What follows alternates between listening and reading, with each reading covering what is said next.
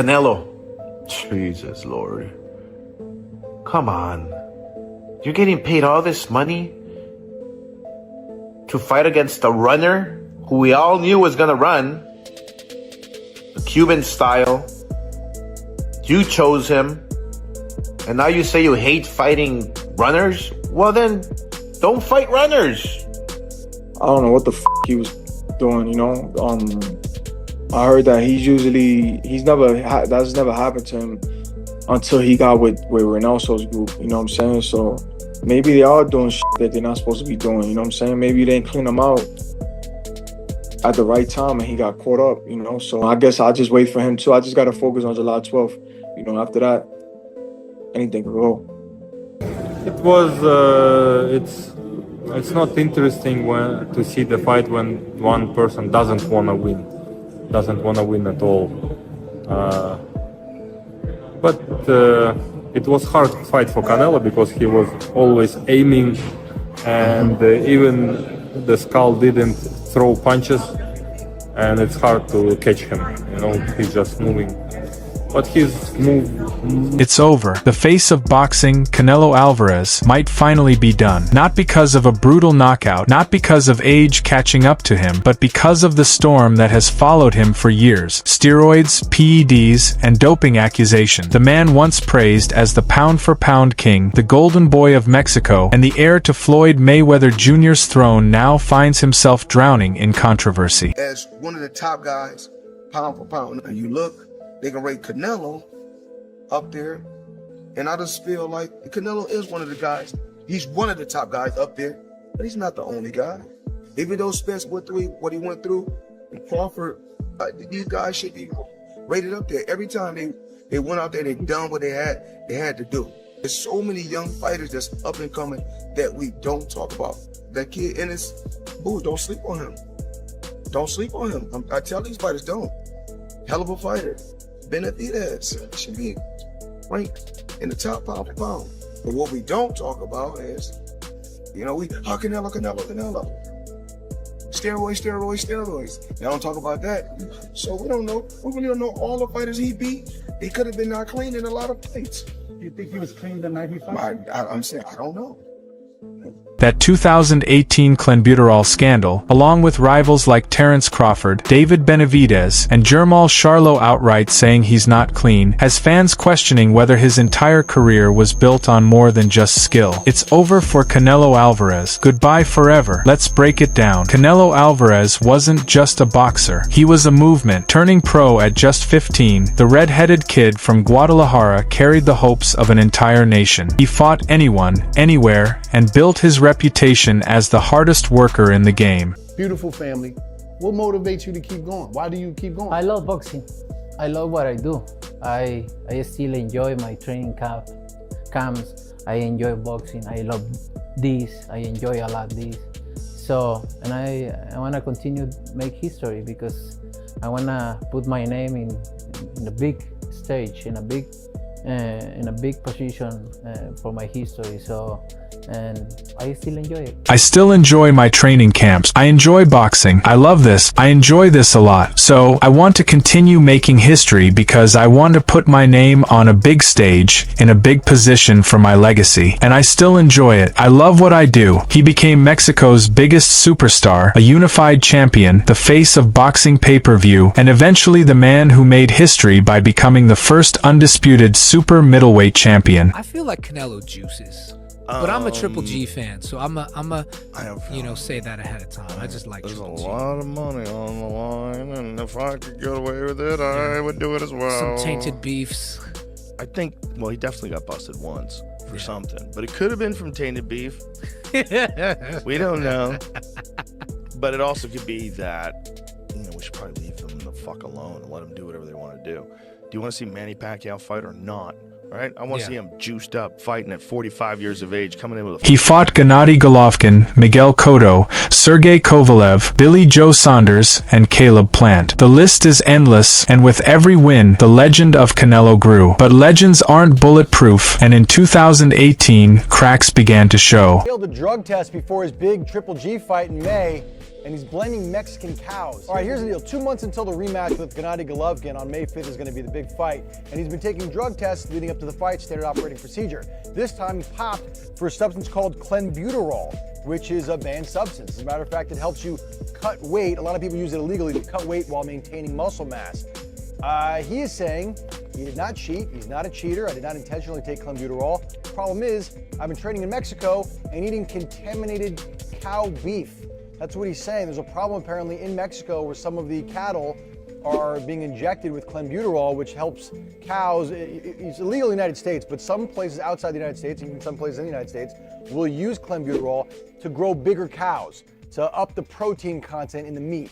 And he's saying that what he had was contaminated meat because his training center is in Mexico and there's a problem with Mexican meat down there. The world was waiting for the Canelo versus GGG rematch, one of the most hyped fights of the decade. But just weeks before the fight, boxing was rocked. Canelo tested positive not once, but twice for Clenbuterol, a banned substance. Legacy. Not only did he call their 2013 fight easy, Floyd went deeper. He brought up the failed steroid test from 2018, Mayweather said. Canelo's transformation raised red flags and questioned whether all those knockouts were clean. This dude talking about eating bad meat? Are you eating steroid cows? To Mayweather. This isn't trash talk, it's about protecting the sport. He believes Canelo's record is clouded by performance enhancers, especially against smaller fighters. With Crawford stepping up in weight, Floyd's warning hits hard. Be smart.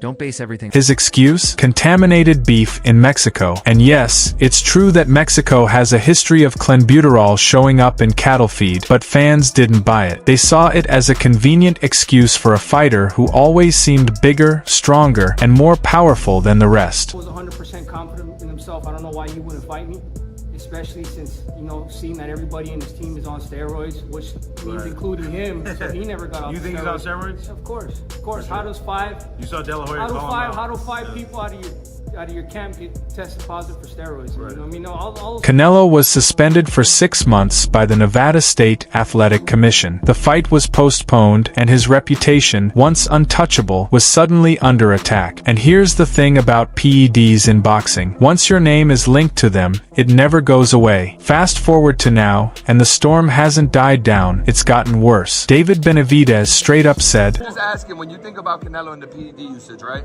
This is probably the 4th or 5th fight out of that camp that's come up hot for PEDs. Just what are your thoughts around that? And I've been telling y'all about Snack for a long time. Victor Conte them. All right, so hear me out. No bullshit for real. They make the drug at the limit of non-responsible, right? So this right here, this level is you're banned. That's a banned substance. They will make the drug all the way up to the line of the banned substance, but it just doesn't show, so it's not responsible. So they've been doing that shit for years, but now that they, tapped into it, it's getting caught. Y'all think Canelo hasn't been taking Clenbuterol for a long ass time? Y'all think he ain't back on that shit? Or y'all think it was just in the state? Because I go to Mexico all the time, from Houston, from Texas. I'm in Mexico all the time eating steak. I ain't never got popped for no shit like that.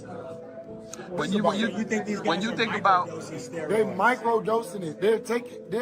They're look, no excuse. I'm not trying to put nobody out there. This is not just boxing. This is a lot of athletes all over the world. They make the drug right there to the line of disqualification, but they don't surpass it. So minutes and 20 seconds, including you. Then we all know what's going on. All of y'all dirty. Jermall Charlo took it further, accusing Canelo of microdosing, taking Clenbuterol at levels designed to avoid detection. Charlo even said, "Y'all think Canelo hasn't been taking Clenbuterol for years? Come on." I want to give a big shout out to Snack for always supporting and helping me out with this previous fight. Snack strong, baby. And now Terence Crawford, ahead of their September clash, doubled down on it. He's not clean. The thing about it is once your body doesn't produce it anymore and you're in your late 30s like that and you've been juicing for a long time. There's like Clomid and stuff that tries to or HCT or HTC. Is that that's a cell phone? Either way, HCG or something like that. Whatever it is, but it's supposed to boost your testosterone naturally, but never to the levels when you're injecting that Jamba Juice. No, not only that though, you can't take that stuff. It's not in the illegal. UFC. Right, it's illegal. I'm just saying that's true. I guess when he retires, he can do whatever the fuck he wants. Yeah, when he retires or goes to Ryzen. Can you imagine? The UFC lets him out of the contract, and then all of a sudden he disappears for like 8 months, and we hear just locked in the house with horse meat, just fillet of horse all day. He's eating that Canelo meat. And goes back to deadlifting and hanging out with power lifters. When your opponent is calling you out before fight night, when your rivals are openly mocking you, when fans are constantly questioning your wins, your career is in jeopardy. We all did. But you didn't get 10% better, you got 100% fraudulent. This isn't about redemption, it's reputation damage controlled and disguised. You didn't make a tough choice, you made the easiest one. Lie, inject, win, repeat. And while you were stacking trophies and $1 million brand endorsements, you were burying every clean athlete who still believed in hard work. You were a role model to me as well until you became a warning label. You didn't cheat the system. You cheated the fans, you cheated the sports, and you cheated yourself. Now you're trying to justify setting a wrong example for anyone who's actually trying to get ahead in life. And this is exactly why I don't do business with anyone who buys followers and likes on social media. Because if you PEDs change everything in boxing. They don't just make you stronger. They help you recover faster, cut weight easier, and fight with more stamina. They let you survive wars other fighters can't. That's why so many fans feel betrayed. Because PEDs aren't just cheating, they're dangerous. When one fighter has that edge and the other doesn't, every punch becomes a loaded weapon. And the history of Canelo's camp doesn't help. Close ally also tested positive.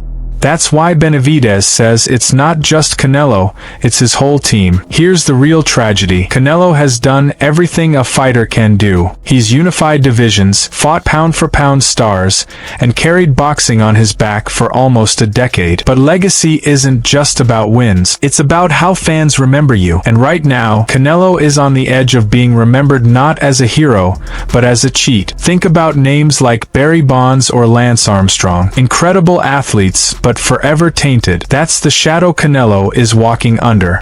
If you haven't watched it, don't watch it because there's better things you can be doing, like probably watching the grass grow or watching some paint dry maybe. But that fight was a total waste of time. Watching that as a former unified super middleweight world boxing champion and Hall of Famer, I was thinking to myself, what an opportunity you've got there. If I was fighting still 10 years ago, if that opportunity came up for me, I know Canelo Alvarez is going to be a tough fight for anybody. I'm in there with Canelo for whatever amount of money. There's going to come a point where I'm saying, right, I'm going for it now. Probably around 3 or 4, I'm going to stick it on him and have a go. To be given an opportunity like that, Skull defending his IBF title and potentially becoming undisputed, to go in there and just perform like that, for me, it's not acceptable. And I think in my day and with my mindset and the way I used to fight, I'd have gone for it. Just gone for it and then give the fans... Canelo Alvarez is not the same champion anymore. The aura of dominance, the fire, the explosiveness, it just doesn't hit the same these days. Look no further than his most recent fight against William Skull. Fans were hyped, hoping for a vintage Canelo performance, but what they got instead was 12 dull, lifeless rounds where Canelo looked more like a man coasting than the pound-for-pound king he once was. Skull, a relatively unknown Cuban fighter, had nothing on paper to trouble Canelo. It was absolutely crap, a load of rubbish. From anybody? Like, did I run from somebody in my career? No. Did Chavez run from somebody in his career? No. Chavez was 87-0. Imagine that. So to me, that's the ultimate. They want to see him in the big, dangerous fights. Fights that define legacies. And speaking of big fights, there's one name that has haunted him for years now. David Benavidez, the Mexican monster. Fans have been screaming for this fight. The boxing world has been begging for it.